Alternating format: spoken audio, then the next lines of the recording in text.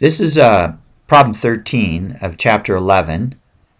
It's also a problem I think we're going to do in class. So let's go over it real quick. So you take a quiz with 6 multiple choice questions. After you studied, you estimate that you would have about an 80% chance of getting any individual question right. What are your chances of getting them all right? Your simulation should use at least 20 runs. For this video, to keep it short, I may do 10. Let's just see how it goes. Okay, so the component, that's the sort of like this, the one thing that happens over and over again. So the component is just going to be answering one question.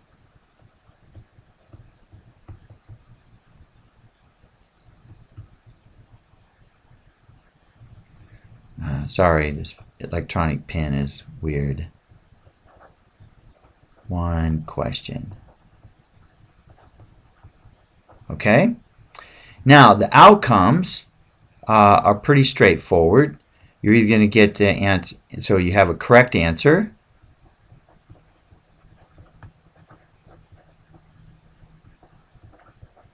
or a wrong answer.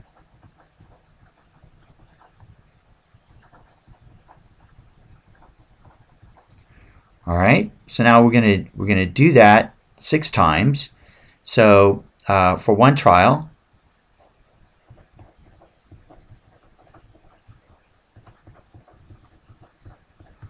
we will generate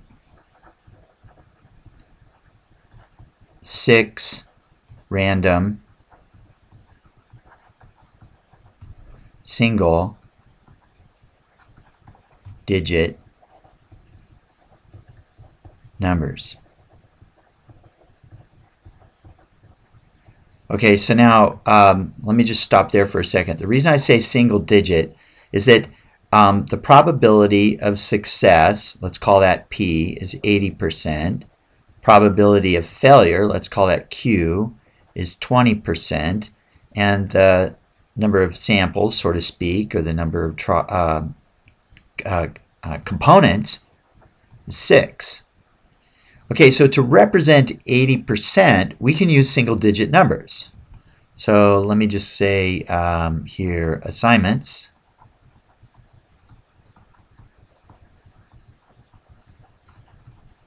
I'm going to say from 0 to 7 is a correct answer.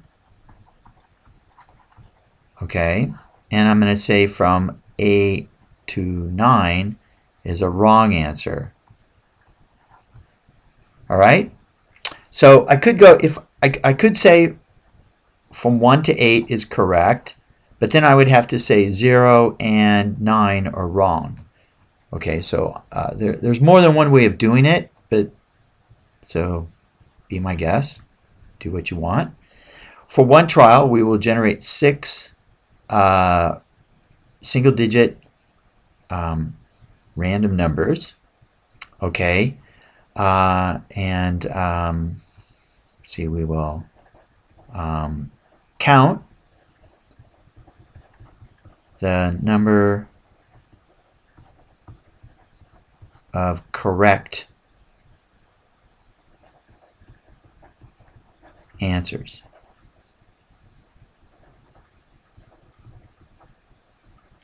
Via the assignments.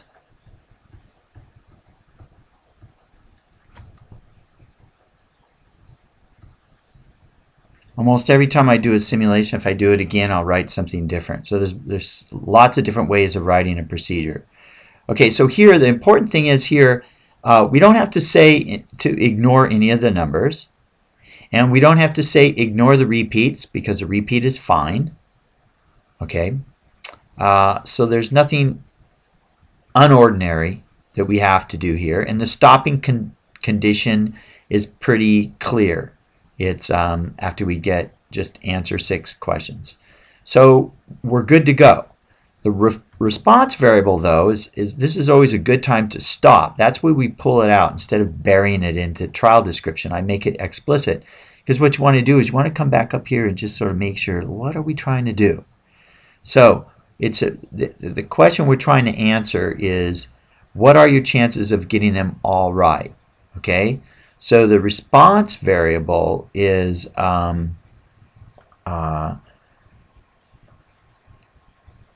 counting the so answering or counting the number of that are right, or let's see, how would we put it? Let's just say checking to see if they are all correct. All 6 questions.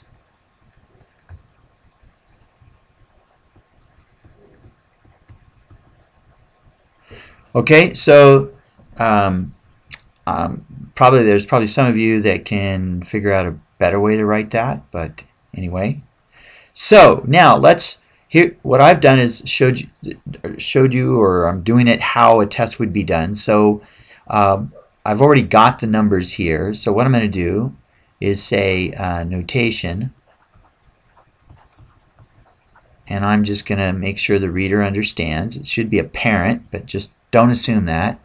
Correct? And W would be wrong. Alright, so now we have to do 20 trials. So what I'm going to do is just say T means trial. So for trial 1, we have correct, correct, correct, correct, correct, correct. So all 6, put a little check, all 6 are correct.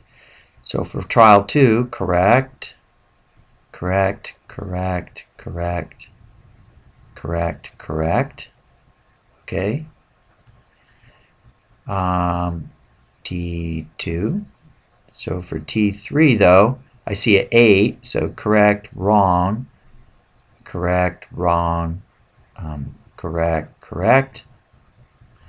Okay, T4, and so on. So what I'm going to do is I'm going to stop the video, go ahead and do this, and then come back to it.